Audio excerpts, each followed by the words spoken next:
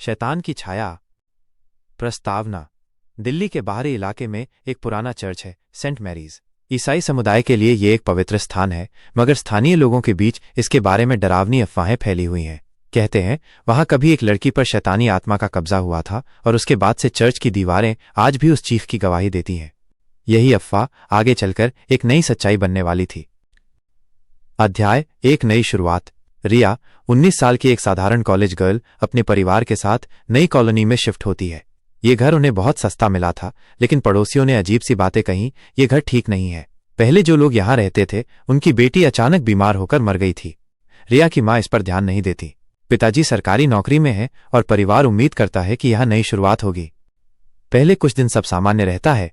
रिया हंसमुख, दोस्तों के बीच लोकप्रिय और हमेशा जिंदा दिल रहने वाली लड़की थी। मगर तीसरे दिन एक घटना सब बदल देती है। रिया अपने कमरे के आईने में देखती है कि उसका चेहरा थोड़ा अलग लग रहा है। आंखें गहरी, होंठ पर अजीब सी मुस्कान। वो डरकर आईना तोड़ देती है, लेकिन अगले ही दिन नया आईना कमरे में अपने आप खड़ा हो जाता है।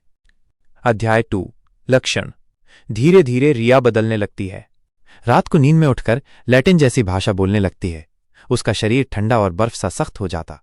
दीवारों पर अजीब निशान उभरने लगते। उसकी माँ पिता पहले इसे मानसिक बीमारी समझते हैं और डॉक्टर के पास ले जाते हैं। डॉक्टर कहते हैं कि शायद साइकोसिस या मल्टीपल पर्सनैलिटी डिसऑर्डर है।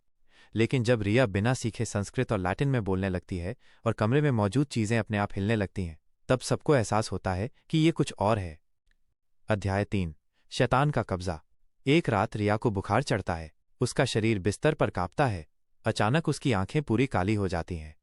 वो गहरी आवाज में कहती है, ये शरीर मेरा है, तुम सब इसे मुझसे नहीं छीन सकते। उसके माता पिता डर जाते हैं। पड़ोसी पादरी फादर एडवर्ड को बुलाते हैं। एडवर्ड बूढ़े मगर अनुभवी पादरी हैं, जिन्होंने पहले भी आत्माओं से जुड़े केस देखे हैं। वो कमरे में आते हैं और क्रॉस उठाकर प्रार्थना करते हैं। रिया जोर से चीखती है। उसका शरीर हवा में उठ जाता है और दीवार से टकरा जाता है। एडवर्ड तुरंत समझ जाते हैं, ये साधारण आत्मा नहीं है, ये शैतानी ताकत है। अध्याय 4, संघर्ष। फादर एडवर्ड के साथ एक युवा पादरी फादर माइकल आता है। दोनों मिलकर एग्जॉर्सिज्म रिचुअल, भूत भगाने की क्रिया शुरू करते हैं। रिया को रस्सियों से बांधकर रखा जाता है। उसके शरीर पर खून के निशान अपने आप उभरते हैं।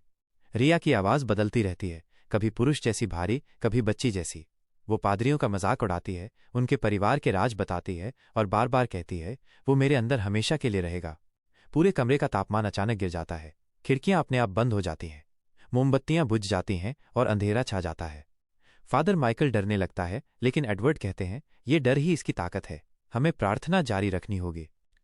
अध्याय 5, रहस्य खुलता है। रिया के शरीर से अचानक एक अजीब हंसी गूंजती है। वो कहती है, तुम सोचते हो मैं नहीं हूं। नहीं, मैं वही हूं जो 10 साल पहले इस इलाके की एक लड़की को मिला था। वो चर्च में चीखती रही, मगर मैं जीत गया। एडवर्ड चौंक जाते हैं। हाँ, वही चर्च जिसकी अफवाहें उन्होंने सुनी थी। उस लड़की का नाम मार्था था, जिसने आत्महत्या कर ली थी। असल में मार्था पर भी यही शैतान हावी हुआ था और अब वो रिया के शरीर में आया था। अध्याय 6, अंतिम रात। एग्जॉर्सिज्म की आखिरी रात आती है। कमरे में केवल रिया, उसके माता पिता, फादर एडवर्ड और फादर माइकल मौजूद हैं। रिया का शरीर अब इंसानी नहीं दिखता। उसकी त्वचा नीली, आंखें खून से भरी और जीभ लंबी हो चुकी है। पादरी लगातार प्रार्थना करते हैं, लेकिन शैतान उनका मजाक उड़ाता है। अचानक एडवर्ड जमीन पर गिर जाते हैं। उनका दिल तेज धड़कने लगता है। वो जानते हैं कि ये उनकी आखिरी लड़ाई हो सकती है। वो चिल्लाते हैं, हे प्रभु, इस मासूम को बचा ले, चाहे इसकी जगह मुझे ले ले। अचानक तेज रोशनी पूरे कमरे में फैल जाती है। रिया का शरीर कांपता है और उसकी आंखों से आंसू निकलते हैं। वो खुद की आवाज में कहती है, पापा, मम्मी, मुझे बचा लो। लेकिन तभी शैतान गुस्से में आकर एडवर्ड के शरीर पर काबिज हो जाता है। अध्याय 7, बलिदान।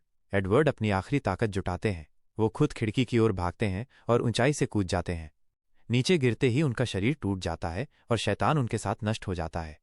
रिया बेहोश होकर गिर जाती है। धीरे धीरे उसकी सांस सामान्य होने लगती है। उपसंहार। रिया पूरी तरह ठीक हो जाती है, मगर उसकी आंखों में हमेशा डर बना रहता है। वो अब आईने के सामने नहीं जाती। उसके कमरे से अजीब आवाजें आना बंद हो जाती हैं। लेकिन कभी कभी जब रात गहरी होती है तो उसे खिड़की के बाहर वही भारी आवाज सुनाई देती है, मैं वापस आऊंगा। टैगलाइन, बुराई कभी मरती नहीं, वो सिर्फ नया घर ढूंढती है।